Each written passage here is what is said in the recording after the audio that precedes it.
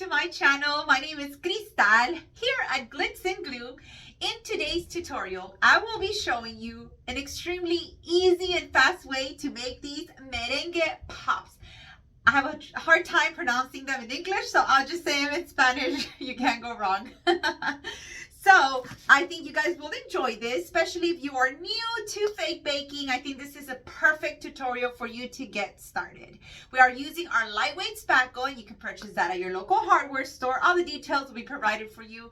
And you don't forget to check also the description section because I put the supply list for you guys. I invite you guys, if you enjoy my content and my videos, to subscribe to my YouTube channel. We would love for you to join our Glitz and Glue family. So enough talking, let's get started. First ingredient we're going to use is our lightweight spackle. As you can see, this is what we use for a lot of our fake bakes, and you're going to need a container like from Dollar Tree.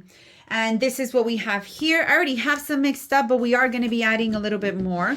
What you see here is what you see in the bucket, except we add some color, and we're going to do that part also together. Let me go ahead and move some of my lightweight spackle over here. Never leave your popsicle stick inside your container because it can create mold. Just a little tip. I have some pink in there. I do want it very, very light. So I'm just going to add just a little bit of my pink paint. And this is candy pink. And then I have my antique white, which doesn't have any more, but I have another one that's antique parchment. Always adding paint to your spackle will help with the consistency, and it will make it easier to adhere to wherever it is that you're going to be piping it onto. Go ahead and mix up until your paint is nicely blended in into your lightweight spackle. All you need is your popsicle stick and a little bit of mixing, just like this. Step number 2 is choosing your piping tip. The piping tip that I'm going to use is the Closed Star from Wilton 2D. And you can see it barely right here, Closed Star 2D. I had some of my pink spackle in here that I just removed and put into my container. And the reason for that was because it was sitting in the bag for about a week. And the longer it stays in the bag, inside the bag, it dries up a little bit. And then when you pipe it out of the bag, it has a difficult time adhering and attaching to, again, the surface where you're going to be applying it.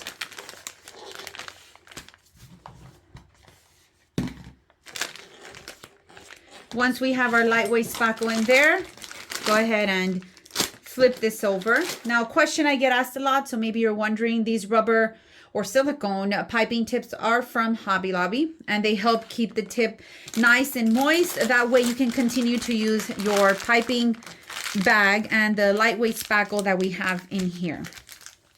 If you guys are new to fake baking and you're maybe seeing this for the first time, and you have some questions as to what it is, why do you use that, and so on and so forth, feel free to leave me your questions in the comment section. I always go back and try my very best to respond to you guys. And I invite you guys to check out some other videos. I have a lot of videos here for beginners. And if you are a fake baker that has been doing this for a while and you just came across me, I also have other videos that will be maybe beneficial or can bring you some ideas. I can hopefully inspire you to create some other fun stuff. Now, right off the bat, you know my style is extremely whimsical. You'll very rarely see me create a fake bake that is realistic. I just love the whimsy, the magical, the unicorn, and all that stuff. Once we have our piping bag in here, what you're going to need is your parchment paper. Second item, third item you're going to need is a wooden dowel and a straw. Now, using your spackle, we're going to do a line across like this.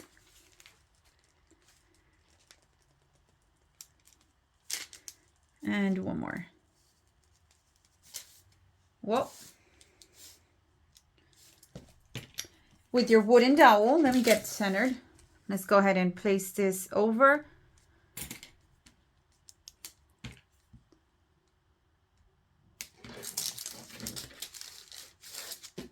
Let's go ahead and push our lightweight spackle down. This is a very, very pretty easy and fast tutorial.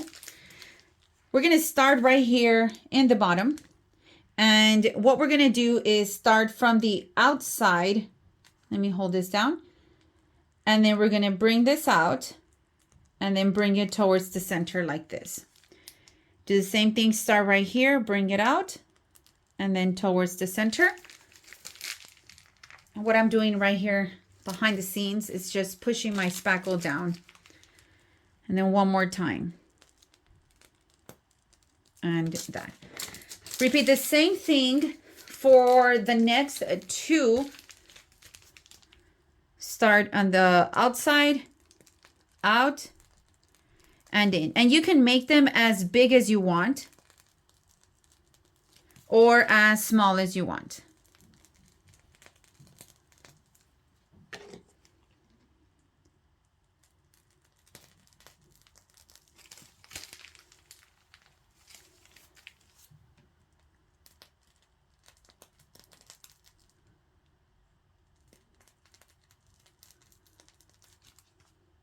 I then picked out these super pretty paper straws. I sell some of these on my Etsy shop. And carefully go through like this and then push it very, very slowly. And I'm going to put the striped one right here in the center. We could have also done this before we've done anything else. Just FYI, if whatever you find is easier for you. Then let's push this one all the way in. Next, using my fake sprinkles. These are fake sprinkles purchased from Etsy. I don't use edible sprinkles. I always love to stick to my fake sprinkles. I mix up my long sprinkles like this with my rhinestones like these. I always get asked that question, so I thought I would just share that with you guys. Then we're going to use our metallic white dimensional fabric paint. It is very different than the puffy paint. Back then, I couldn't really tell the difference. I don't know if the consistency changed or I just matured with my craft. I was able to tell the difference. I don't know. But we're going to use this one here. And first, let me release some from the bottle.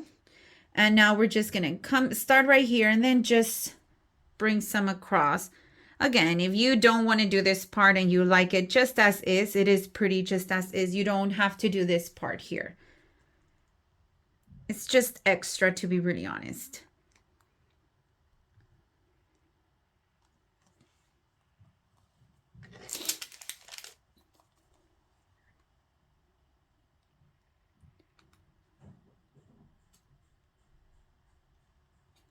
Let me put a little bit more right here.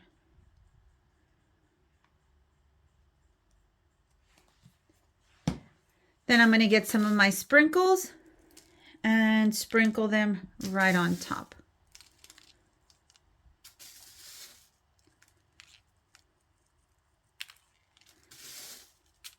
This is perfect for those of you starting off and very fast, like a little quickie for those of you who have done this for a while.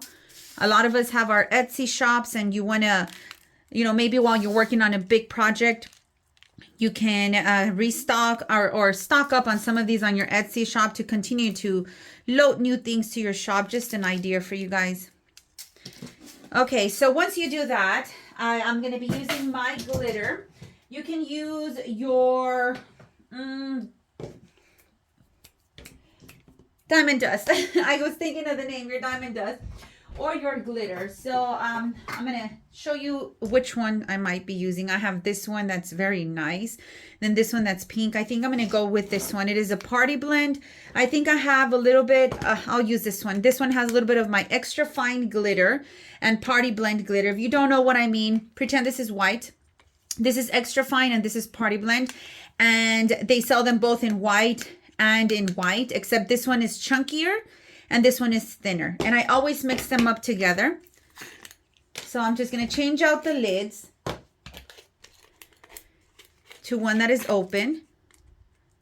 And then we're going to put some of our mixed glitter right on top.